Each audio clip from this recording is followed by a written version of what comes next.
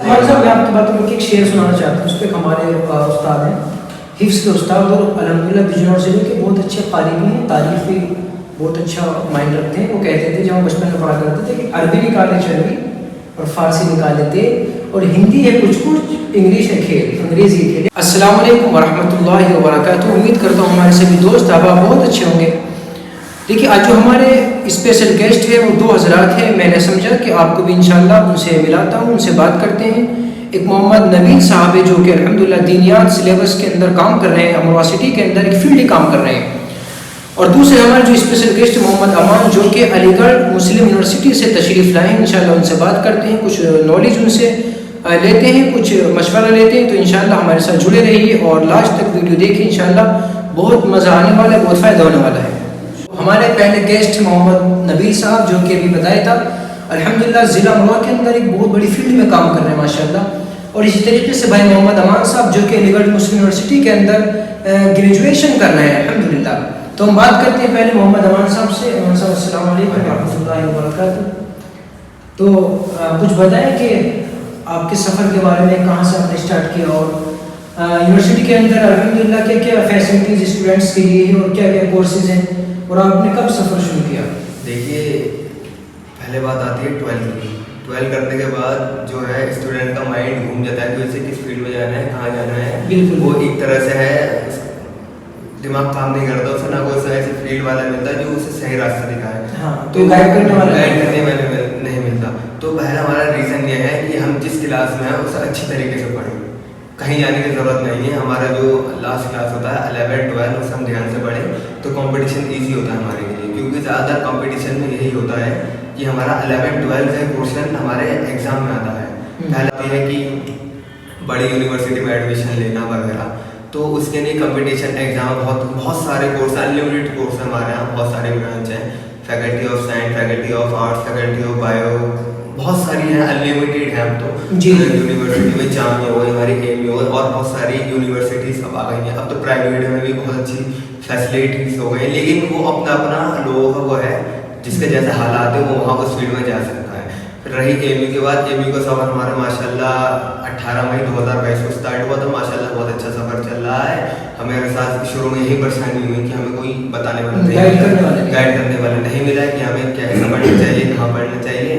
تو اس سمے میں ہم تھوڑا ڈپریشن میں آ گئے تھے کہ ہمارا ایڈمیشن ہوگا نہیں ہوگا, ٹینشن, اسٹریس. اچھا تھوڑا سا بتائیں کہ ایم یو میں ایڈمیشن کے لیے کیا کیا مطلب کیا کی چیز مانگتے ہیں وہ؟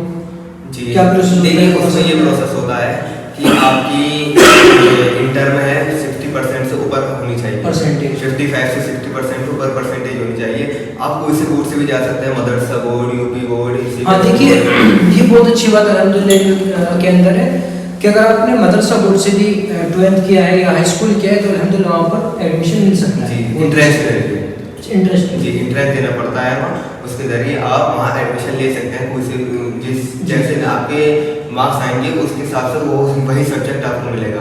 اچھا دیکھیے ایک بات ہم نے دیکھی کہ جو پڑھنے والا بچہ ہوتا ہے نبیل صاحب, جو ہوشیار بچہ ہوتا ہے الحمدللہ, تو ہماری بہت ساری ایسی سنستھائیں ہیں, بہت ساری چیریٹیز ہیں کہ جس کے تھرو ہم ایڈمیشن لینے کے بعد وہ کچھ سہارا لگاتی ہیں کہ بچہ ایک ٹاپ لیول پہ پہنچ سکتا ہے اور اپنی ایجوکیشن کمپلیٹ کر سکتا ہے الحمدللہ.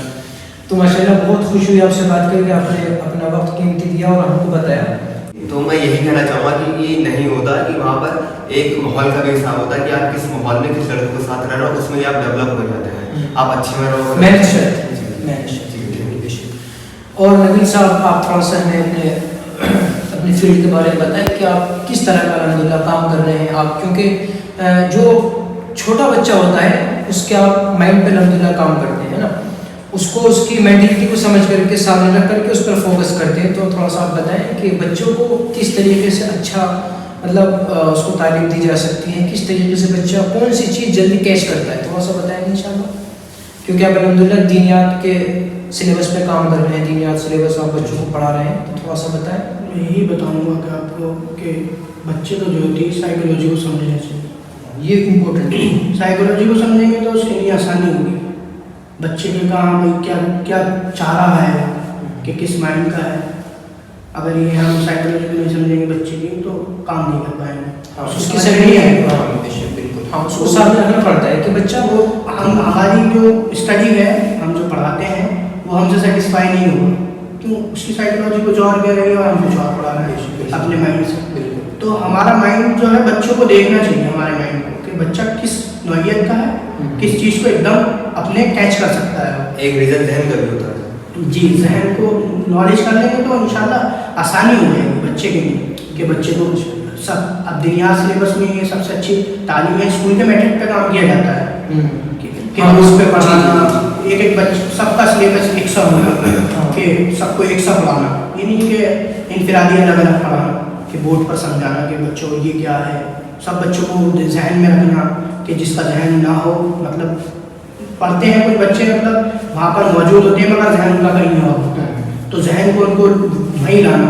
اچھا ابھی آپ سب آپ کتنے بچوں کو گائڈ کر رہے ہیں اس ٹائم؟ میں اس ٹائم 40 سے 50 ہیں میرے پاس. اچھا سے پڑھاتا ہوں، ٹیوشن بھی پڑھاتا ہوں.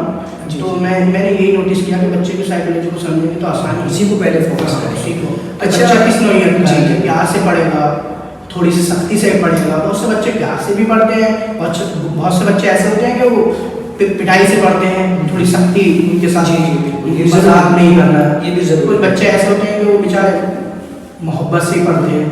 تو اسی چیز کو ہم دھیان میں رکھیں گے تو انشاءاللہ زیادہ فائدہ. اچھا میرا آپ سے کوشچن یہ تھا کہ جیسے میری عمر کے لڑکے ہیں، بہت سے لوگ نہیں پڑھے ہوتے، قرآن پڑھے ہوتے تو وہ شرماتے ہیں یا ان سے پڑھا نہیں جاتا، ان کے لیے آپ کیا کہنا چاہیں گے؟ انہیں کس طریقے سے پڑھنا اسٹارٹ کرنا چاہیے؟ ہاں امپورٹنٹ کوشچن.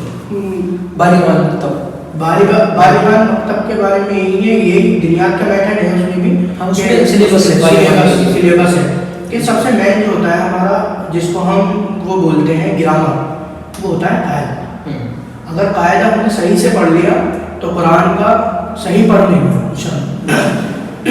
اگر ہم نے قاعدے کو دھیان سے نہیں پڑھا تو پھر آگے تک پریشانی. ہاں بالکل، گرامر امپورٹنٹ. تو ضروری یہی ہے کہ ہم کو اپنے زیادہ سے زیادہ بالیغان جو لوگ ہیں، جو جوان طبقہ ہے، قرآن وہ پہلے زمانے کے لوگوں سے پڑھے ہوئے ہوتے ہیں، مجبور پڑھتے ہیں. جی، تو اسی لیے اس چیز پہ بھی ہمیں توجہ دینی چاہیے. جیسے دنیا کی تعلیم میں ہم آگے سے آگے نکلنا چاہتے ہیں، ایسی ہمیں قرآن کی تعلیم میں بھی فکر کرنی چاہیے.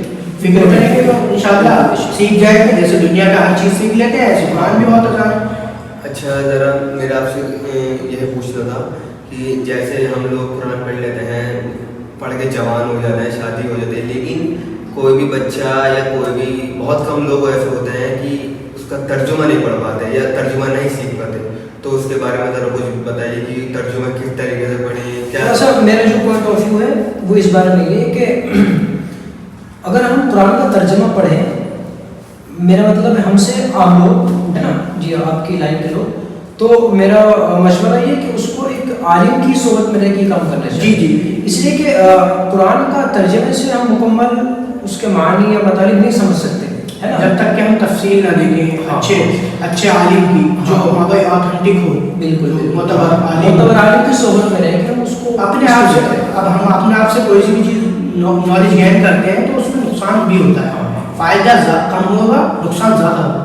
کیوں؟ ایک کو اپنے گارڈز بنانا ضروری ہے ہر چیز کا. ایک ٹیچرس ہوتا ہے، ہم پڑھ تو خود بھی سکتے ہیں، گھر سے سیلف اسٹڈی کرتے ہیں، مگر ٹیچر سے ہی کیوں گھر سے کر لیں کیوں ٹیچرس کو کیوں ہم جاتے ہیں اس کے پاس، اسکول نہ جائیں گھر کے پڑھنے. اور آج کل دیکھا بھی جاتا ہے کہ اب اسکولوں میں تعلیم نہیں ہے، سیلف اسٹڈی کرتے ہیں اور وہی بچے کامیاب ہوتے ہیں جو سیلف اسٹڈی کرتے ہیں. ہم جو دیکھیے آپ صاحب ہم نے چیز پہ بھی غور کیا. پہلے کی جو اسٹڈی تھی آپ نے دیکھا ہوگا کہ پہلے اسٹڈی کے اندر چھوٹا بچہ ہوتا تھا تو اس کو ٹیوشن کی ضرورت نہیں پڑتی تھی، وہ چند کتابیں ہوتی تھی، چھوٹا سا ٹائم ہوتا تھا، وہ اسی میں کور ہو جاتا تھا. لیکن اب چونکہ بچوں کو بہت زیادہ بزی اس سلیبس نے کر دیا، اسٹڈی نے کر دیا اسکول سلیبس میں، تو اتنا بڑا بچہ نہیں جتنا بڑا اس کا بیگ ہے نا، اور بچے سے زیادہ اس کو بیگ کا لوڈ ہے، اور اتنا زیادہ بزی ہو گیا کہ بھی اسکول سے آئے تو فوراً اگر وہ 5 ایئرس کر دے تو اس کو ٹیوشن میں ٹیچرس نے لگا. ایک چیز یہ نالج کی جاتی ہے، ہم دیکھتے ہیں کہ اسکول کے جو بچے ہوتے ہیں وہ 1 تو 4 گھنٹہ بچہ اسکول پڑھ کے آ رہا ہے، اس کے بعد بھی ٹیوشن جا رہا ہے. کیا وجہ ہے اس بات کی، آپ مجھے بتا سکتے ہیں کچھ؟ جی وہ وجہ اس کی ہے کہ گھر والے بچے کو نہیں سمجھ پاتے. ٹھیک ہے، اسکول کا ٹیچر الگ ہوتا ہے، ٹیوشن کا ٹیچر الگ ہوتا ہے. ٹیچر وہاں اپنے حساب سے پڑھاتا ہے، وہاں اپنے حساب سے پڑھاتا ہے. لیکن بچے کا ذہن بھی ہونا چاہیے، بچے کا ذہن بھی دیکھنا چاہیے کہ ایک بچہ، اس کا مائنڈ چھوٹا سا مائنڈ ہے، اس کا 7-8 سال کا بچہ کتنا پڑھ سکتا ہے، یہ بھی دیکھنا چاہیے. اگر میں آپ سے کہوں کہ آپ بیٹھ کے پڑھ لیجیے، آپ مشکل سے 1 گھنٹے بیٹھ کے نہیں پڑھ سکتے.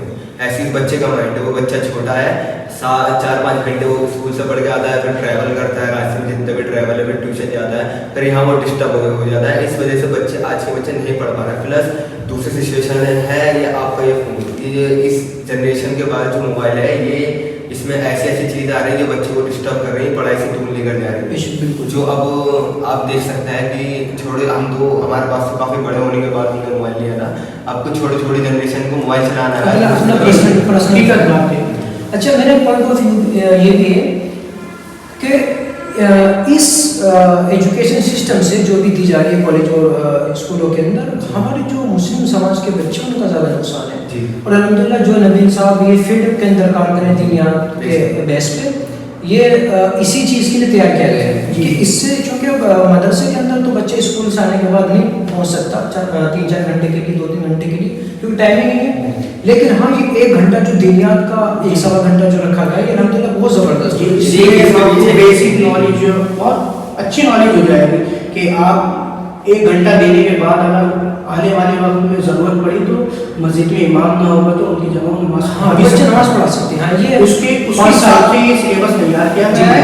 اس کو ہی ہم انشاءاللہ محنت کرتے ہیں بچوں کو زیادہ سے زیادہ اچھے پڑھانے کی کوشش کرنی ہے. ایک بات یہ بھی ہے کہ ہماری سب سے آسان اسٹڈی ہے یہ اسلامک اسٹڈی. کیونکہ آپ دیکھ سکتے ہیں ایک بچہ 10 سال بچپن سے لے کے 12 کلاس تک پڑھتا ہے، اسے ایسا لگتا ہے کہ میں نے کچھ پڑھا ہی نہیں، کچھ حاصل نہیں. ہمارے صاحب، میں آپ کی باتوں میں ایک شعر سنانا چاہتا ہوں. اس پہ ہمارے استاد ہیں، حفظ کے استاد، اور الحمدللہ بجنور ضلع کے بہت اچھے قاری بھی ہیں، تاریخ بھی بہت اچھا مائنڈ رکھتے ہیں. وہ کہتے تھے جب ہم بچپن میں پڑھا کرتے تھے کہ عربی نکالے چربی اور فارسی نکالے تھے، اور ہندی ہے کچھ کچھ، انگلش ہے کھیل، انگریزی ہے کھیل. یعنی ہندی اور انگریزی کچھ بھی نہیں ہے، عربی ہی اصل. ہاں، لیکن جس بچے کے، جس انسان کا مائنڈ عربی ہو جاتی ہے، پھر وہ بولتا نہیں.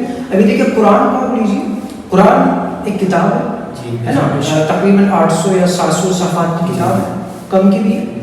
لیکن بچہ جو اس میں محنت کرتا ہے تو پوری ایک کتاب کو، ایک بک کو اپنے مائنڈ کے اندر بالکل ایبزرو کر لیتا ہے، بٹھا لیتا ہے. اب اسی کے آپ بنظر دیکھ لیجیے، کوئی انگریزی بکس ہو، ہاں نہیں، وہ اس کے ذہن میں بیٹھے گی نہیں، یعنی حفظ اس کو یاد نہیں کر سکتا. اگر چند دن کے لیے اس کو کوئی پویم یا کوئی بک یاد ہو بھی جائے تو آؤٹ آف مائنڈ ہو جائے گا. تو الحمدللہ بہت خوشی ماشاء اللہ آپ سے بات کر کے، بہت ساری نالج بھی ہوئی، جیسے دینیات کے سلیبس کے متعلق الحمدللہ، اور اسی طریقے سے آپ سے بھی ماشاء اللہ تو بہت محبت. جی، میں لاسٹ میں ایک بات اور کہنا چاہوں گا کہ جیسا ماحول ہے ہمیں ماحول کے حساب سے دیکھ کر پڑھنا چاہیے. ہاں جی دیکھیے، اب ایسا ہے کہ مان لیجیے ڈاکٹر ہے، جہاں ڈاکٹر کی ضرورت ہے وہاں ڈاکٹر کی پڑھائی بھی ہونی چاہیے، انجینئر کی پڑھائی ہونی چاہیے. دیکھیے ہر چیز کی ضرورت ہے، حافظوں کی بھی ضرورت ہے، سب چیزوں کی ضرورت ہے اپنے حساب سے. تو میں یہ کہنا چاہوں گا کوئی پڑھائی بری نہیں ہے، پڑھائی سب ہے، پڑھنا سب کو چاہیے. کیا تھوڑا تھوڑا پڑھو لیکن پڑھو سب. دیکھیے قرآن کے اندر اللہ نے قرآن کے اندر فرمایا پڑھو. ہاں دیکھیے، یہ میں بتانا چاہتی ہوں، اقرا کے اندر اللہ نے یہ نہیں کہا کہ تم اقرا عربی پڑھو، کس چیز کو پڑھو. ہاں، ایک وزن بھی نہیں رکھا کہ آپ کو یہی پڑھنا. لفظ اقرا پڑھنا جو ضرورت ہو ماحول کے حساب سے ہوگا اس کو پڑھو، وہی دین بن جائے. اسی میں دین کے ویسے کام کر. اور یہ بہت خوشی آپ سے، پھر انشاءاللہ کسی موقع پہ بات کریں گے انشاءاللہ.